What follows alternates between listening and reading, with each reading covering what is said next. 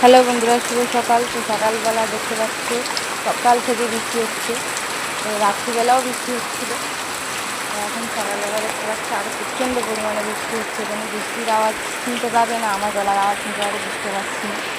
হ্যাঁ, তো আমার মেয়ে আবার বৃষ্টির জল খালি ধরে ধরে নিয়ে আসছে, আর বৃষ্টির জলে রান্না হয়, ভাতটা ভালো হয় নাকি বৃষ্টির জলে।